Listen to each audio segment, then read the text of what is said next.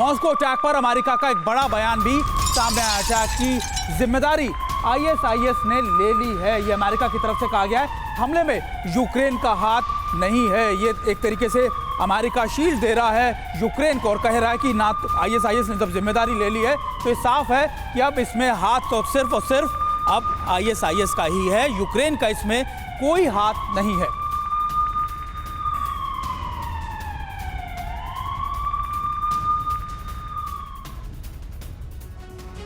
और देखिए अमेरिका ने क्या कुछ कहा है आईएसआईएस की करतूत के बारे में और किस तरीके से इसको लेकर हम आपको बताते हैं कि एड्रियन वॉटसन यानी प्रवक्ता यूएस सुरक्षा परिषद की हैं, सिक्योरिटी काउंसिल की, उन्होंने क्या कहा है आपको बताते हैं। देखिए आईएसआईएस ने मॉस्को अटैक की जिम्मेदारी ले ली है, मॉस्को हमले में यूक्रेन की कोई भागीदारी नहीं है। कुछ हफ्ते पहले रूस को जानकारी दी गई थी, दरअसल वो मार्च के उस अपने एक लेटर की बात करें जिसमें रूस को बताया गया था अमेरिका ने हमले संबंधित इनपुट मुहैया कराया गया था अमेरिका की तरफ से और बताया था कि मॉस्को में आतंकी हमला हो सकते हैं। यूएस नागरिकों के लिए एडवाइजरी भी जारी की गई थी और रूस में सतर्क रहने की एडवाइजरी भी दी गई थी। देखिए अमेरिका लगातार ये सारी बातें बता रहा है और ये भी बता रहा है कि हमारी तरफ से लगातार ये इनपुट रूस को दिए गए थे और अब आईएसआईएस ने हमारे इनपुट के बाद ही लगातार ये जिम्मेदारी ले भी ली है। तो ये इंडिकेशन है, ये एक तरीके से क्लीन चिट है जो लगातार ना सिर्फ यूक्रेन के लिए एक बड़ा जानकारी। और हमारे साथ हमारे सहयोगी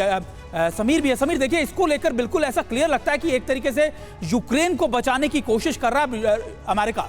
बिल्कुल, और खास करके आईएसआईएस की तरफ से हमले की जिम्मेदारी ली जाती है, एक वीडियो जारी किया जाता है और अमेरिका की तरफ से जो बयान सामने आया है उसमें भी कहीं ना कहीं यह बताने की कोशिश है कि आईएसआईएस इसके पीछे है और इसमें यूक्रेन का हाथ नहीं है। मॉस्को के हमलावर कौन कौन थे उनके बारे में एक्सक्लूसिव डिटेल्स इस वक्त हमारे पास आ चुकी है, वो अब आपकी स्क्रीन पर।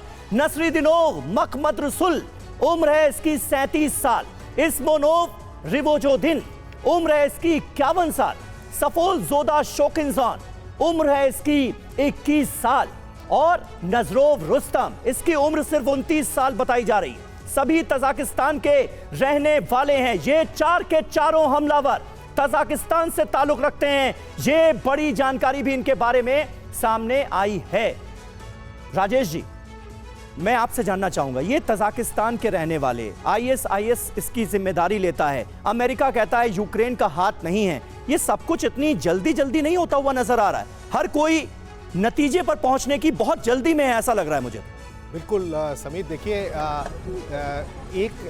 अगर आप पिछले आईसिस के मोडस ऑपरेंडी जैसे भी उन्होंने ये टेररिस्ट अटैक किए हैं, सबसे पहले अब ये भी पता है कि ये चारों तजिक जो हैं वो गोप्रो कैमरा लगाए हुए थे और उन्होंने इसकी रिकॉर्डिंग करी है।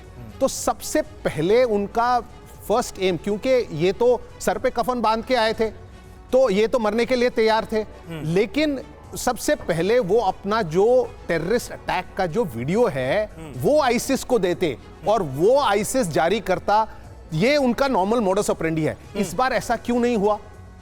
और ये सारे जो तजिक हैं, इसने एक वीडियो तो जारी किया अभी, लेकिन वो तो वीडियो उन अटैक से पहले का है।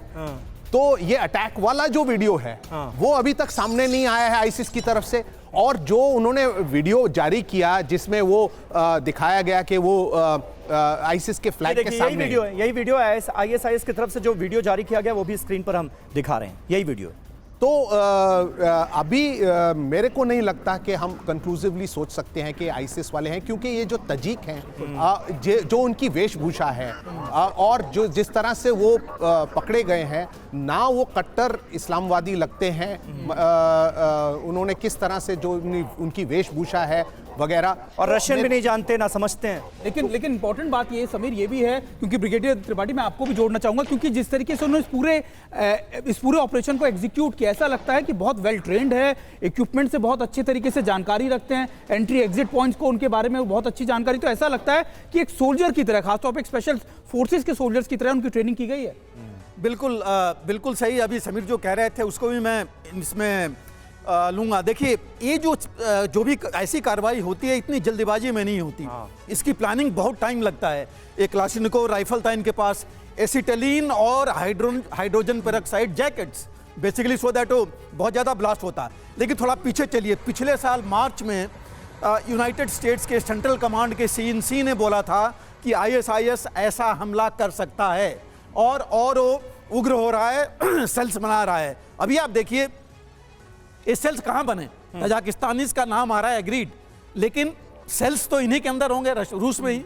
और जो इनके मुस्लिम बहुल इलाका है इंगुशितिया वाला, वहां पर काफी है। कहते हैं कि नॉर्दर्न पार्ट ऑफ रशिया के अंदर बहुत बड़ा एक इनका एक गढ़ है जिसमें 2500 से ज्यादा ISIS के जो लड़ाके हैं उनको ट्रेन करने की। बिल्कुल, लेकिन एक चीज और देखिए, इसके पहले इन्होंने जो सबसे बड़ा हमला किया था वो पेरिस में था 2015 में, जहां पर इन्होंने हमला किया था और उसमें तकरीबन 150 के आसपास लोग मारे गए थे, काफी घायल हुए थे वहां पर। उसके बाद से लेके अभी तक इतना बड़ा हमला कहीं किया नहीं। हालांकि ईरान में जो 100 आदमी मारे गए थे अभी, उसमें भी इन्हीं का नाम आ रहा था। लेकिन मेरा कहने का मतलब है कि ये सेल, इनके स्लीपर सेल्स वहां थे, वो प्लानिंग कर रहे थे और करने के बाद काफी रेकी प्लानिंग सब करने के बाद और तब वहां ये गए हैं, इन्होंने ऐसा एक्शन लिया है जाकर के। लेकिन सवाल यहां पर यह भी उठ रहा है कि भाई रूस की जांच एजेंसियां, रूस की खुफिया एजेंसियां वो क्या कर रही थीं? ये हमला रूस के किसी दूर दराज इलाके में नहीं किया गया, राजधानी में किया गया। इसलिए भी कई बड़े और गंभीर सवाल खड़े होते हैं।